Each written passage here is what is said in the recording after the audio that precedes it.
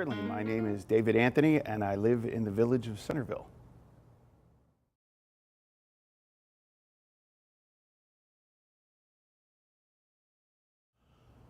Well, certainly participating in the 375th was a lot of fun.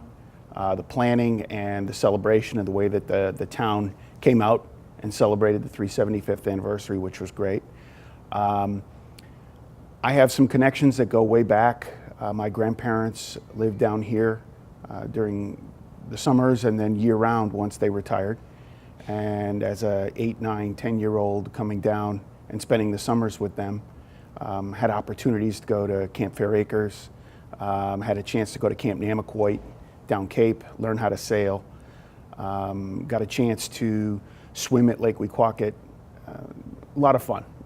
So I have some early memories as a child enjoying the Cape, but then having the chance to come back here and participate in some of the bigger projects, the HYCC, the airport terminal, the renovations to the schools that were done in 2000. I had a role in all of those, and it's nice to be able to drive by and see them and think that you had some small part in changing the community.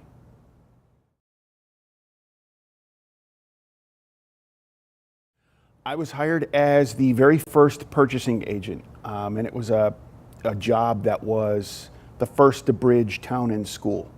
Back in 1998, the town council set forward that a purchasing agent, a centralized purchasing agent, would be hired to oversee the procurement for both entities. And up until then, it had been done by DPW or the school business manager and then the different departments.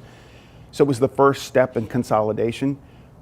But I came in with a blank slate. There was nobody that I was following. There were no files that I had to take and fix because it was literally an empty desk and an empty filing cabinet. And then became Chief Procurement Officer very quickly after that, when Mary Jacobs, who had been Chief Procurement Officer, and she was the Assistant Town Manager at the time, realized that it was better for me to be CPO.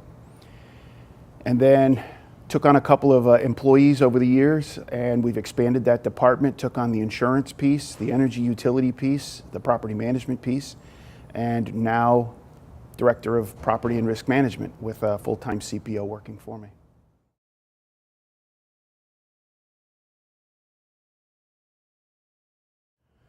Well, I think when you take a look at the town of Barnstable as a $180 million, $200 million a year entity, in many ways, we're a very large corporation. And in most of the Fortune 500 companies that are out there, you're going to have a risk management department. You're going to have a purchasing department. You're going to have an asset management department.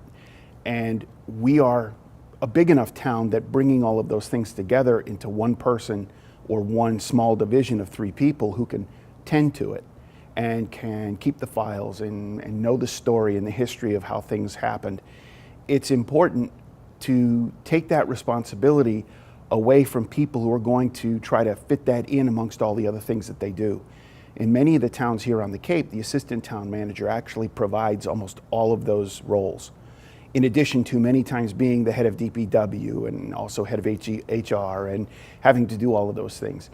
So we were very fortunate when John Klim was here to recognize that he could have one person specialize in this and it would better serve the town and the schools and the airport.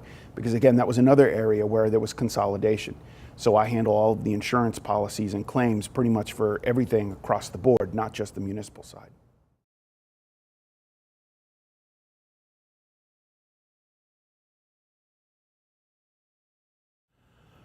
Well, we've had a couple of interesting claims along the way, but we've been very fortunate to not have major catastrophes. We have a volume of little claims simply because of all the assets that we have, and the biggest challenge has been trying to keep track of those. When you have over 300 municipal plates, for example, you're going to have dozens of car accidents over the course of a year. Some our fault, some someone else's fault. And to try to track those down, make sure that we recover that. Certainly Juno, some of the big storms that we've had have posed some challenges, not because we lost a lot, but because in dealing with MEMA and FEMA, there's a lot of paperwork and a lot of follow-up, and it can literally take years to get a settlement. So all of that has to stay in play. We've had some court cases. The Retrix case, for example, was one that went on for quite some time and involved insurance policies and getting to work with legal and having to work with adjusters to try to determine how the best way to solve those problems. It's given me a unique glimpse into how government works. But that's been a big challenge because insurance wasn't necessarily my background when I got here.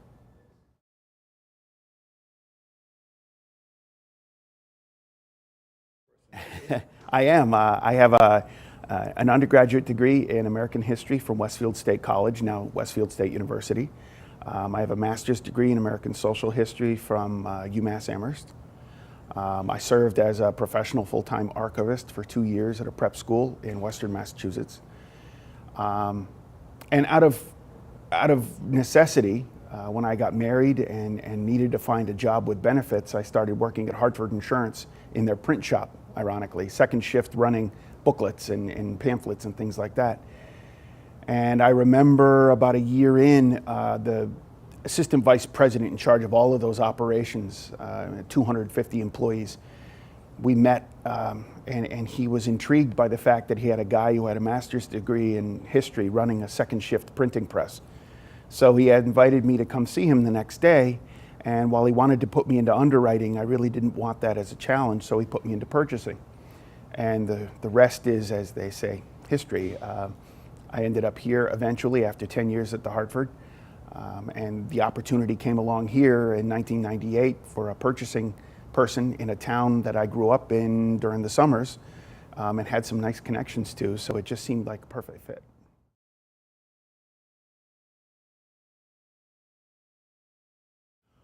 Well, after 10 years at the Hartford, I was looking for something different, and ironically, I was actually looking to try to get back into the classroom as a teacher.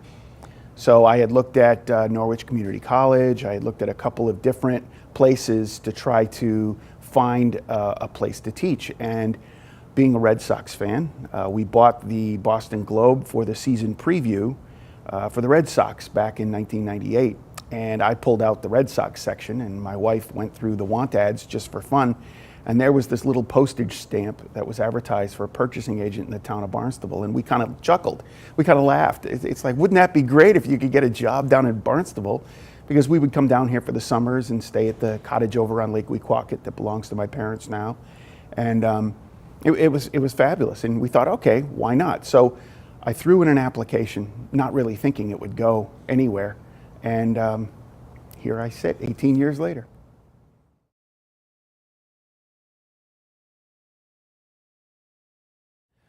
Sure. My dad is an Episcopal minister who he's living here in Centerville, just around the corner from me, and he has a connection with St. Mary's and St. Andrews, both in town. He spent his summers on the Cape as well, on the summer cottage. My grandparents back in the 30s bought a couple of acres on Wequaquet Lake when everybody was buying oceanfront property.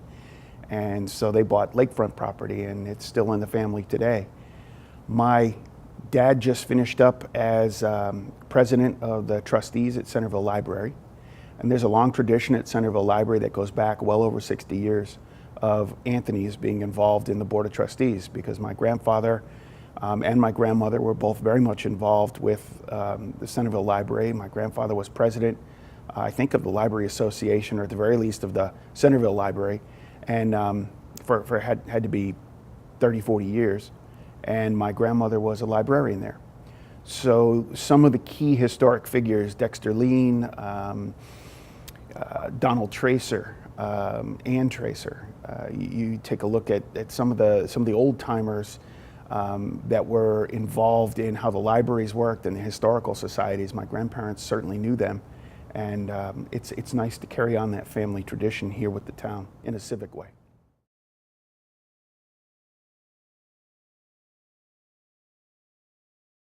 Luke Cataldo goes back to the Tracer Museum, or the U.S. Customs House. He was very much involved in helping the town acquire that. And my grandparents, as volunteer curators at the Tracer Museum, named after Donald Tracer. My grandmother and Ann Tracer were good friends growing up. And so there was this connection. In fact, I think my ties to history And my interest in history come down to on Saturdays when I was 9, 10, 11 years old, and I was down here with my grandparents. They had their volunteer curator stint at the Tracer Museum. So I had to go over and hang out at Tracer Museum every Saturday for much of the summer. And my curiosity, I think, got the better of me, and I got involved in history and was interested in all sorts of things there. And I think that connection to Tracer Museum and then Lou Cataldo's, one of the great things that he did was help secure that building for the town and to help preserve its history. And it's wonderful that now the U.S. Coast Guard Auxiliary is over there now and is running a museum. And the jail, the old jail that was moved, is now preserved. And I get a chance to kind of help carry that on, even though Lou Cataldo has died and my grandparents are gone. I almost feel like, again, the baton has been passed and I get a chance to keep that moving forward.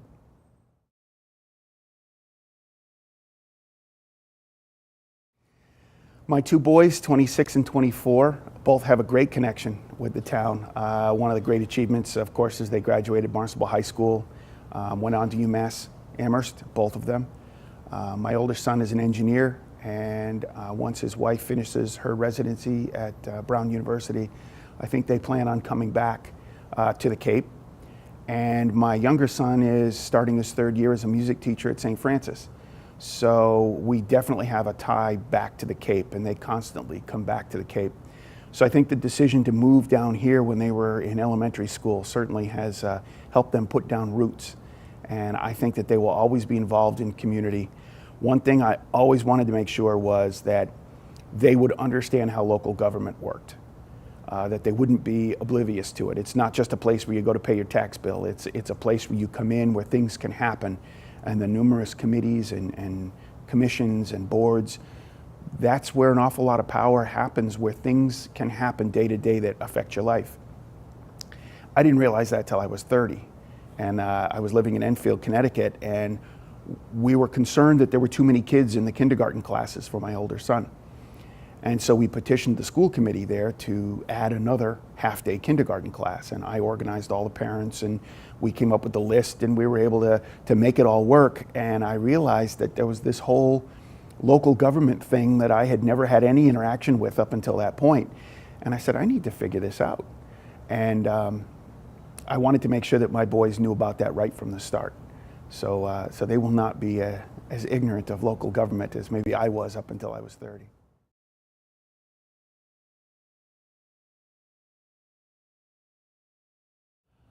Well, our entire family is incredibly musical. My dad has an amazing tenor voice and still sings with We Are the Men, which is a Cape Cod chorus here.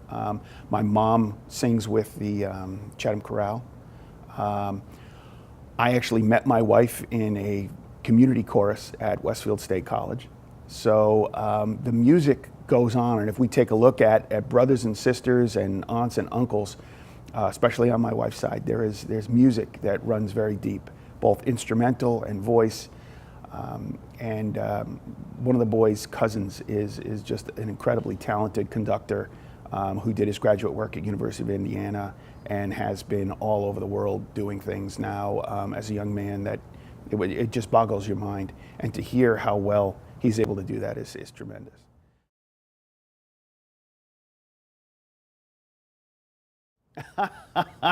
Well, it's interesting that you bring that up because both my son and I are members of the Cape Cod Surf Tones, which is an a cappella chorus that's here on the Cape that specializes in barbershop harmony. So it's in essence a barbershop chorus, and my son is the president and I'm the business manager. And this goes back over 40 years for the Surf Tones. We're relatively new to the game, but he and I are in a quartet called Sure Thing, and we're hoping to be out and about in the community, singing barbershop and having some fun that way. So sooner than you think.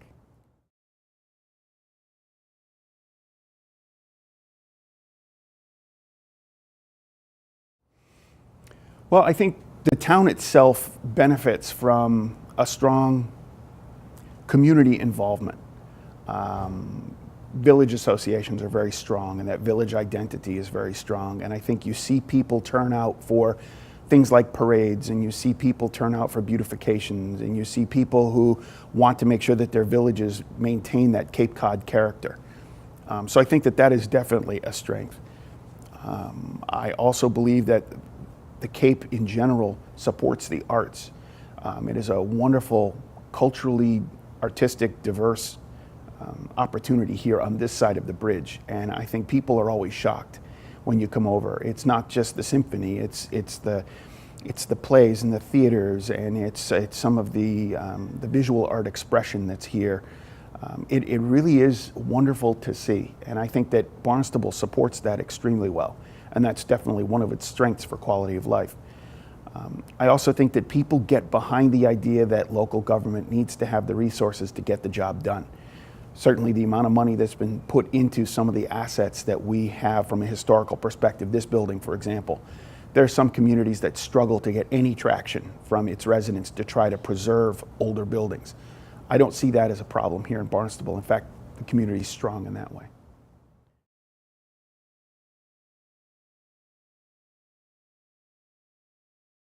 Well, ironically, its very strength of the villages is perhaps one of its biggest challenges as well. Because when you have 7 strong, independent little organisms that make up the town, it can be sometimes difficult to get all of them working together. I know the challenges of the individual village libraries trying to work together has always required careful meeting between all of them and trying to find common goals and moving forward. Certainly over the years with my involvement with Centerville Library, we've seen that firsthand, how to share resources, how to become specialized in one area so another library can become specialized in a different one. And I think when you start to get into some of the infrastructure problems that this town's going to have, wastewater, when you talk about coastal erosion due to climate change, you're going to need to see the villages working together as one unit. And that has been a challenge to try to overcome that parochialism, which is a strength and a weakness, I think, at the same time.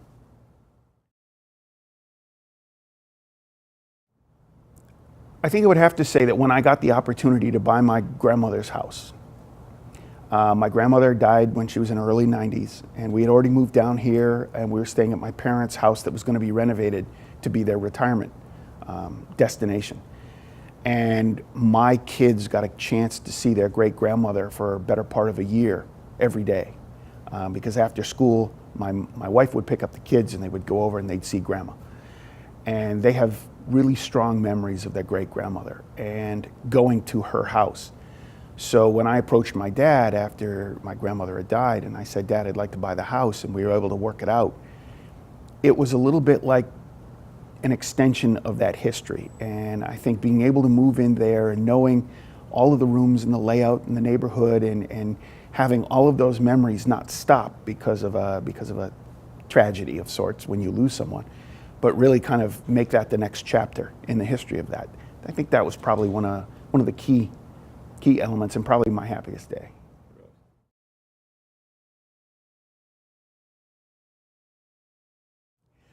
I think one of my favorite places to go is Four Seas Ice Cream. Both of my boys worked there for multiple summers. Dan was there for 9 years and Ben was there for 8 years. And growing up as a little kid, looking forward to that first ice cream cone and going over, my grandparents knew Dick Warren. So when they showed up, they were treated really well. And Doug and Peggy now, who have Four Seas Ice Cream, they've treated both my boys extremely well. And going there it grounds you. It brings you back to childhood memories, but it also is that testament to the fact that more things change. There's some things that never do. And Four Seas Ice Cream really kind of provides that for me.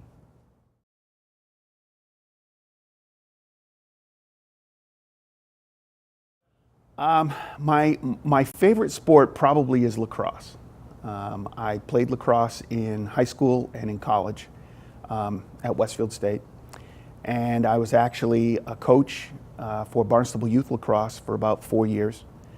And to this day, I enjoy watching the Boston Cannons. I'm looking forward to next year up at Gillette Stadium because they're going to have the Division I finals and semifinals at Gillette Stadium, and I can't wait to go. I love the speed, I love the aggressive nature, but I also love the precision that you have to have and the skill set that you have to have. So it's a nice combination of a number of different sports for me. Lacrosse is certainly something, a much more calming and quiet thing I love to read, and I would love to be able to write a book someday.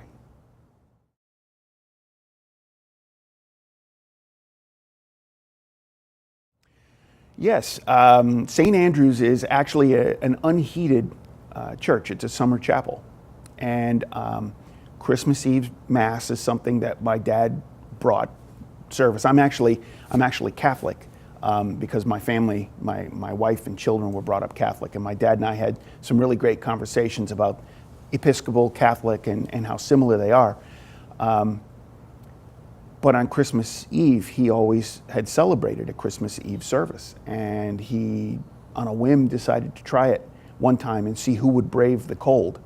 And let me tell you, there were a couple of them that were really cold. And we go, and we've enjoyed that. Candlelight, and there's music, and gloves and mittens and hats and scarves, and it's a lot of fun. So I think that's a really unique tradition that he's bringing forward into this summer chapel, and it seems to be well attended with more people each year.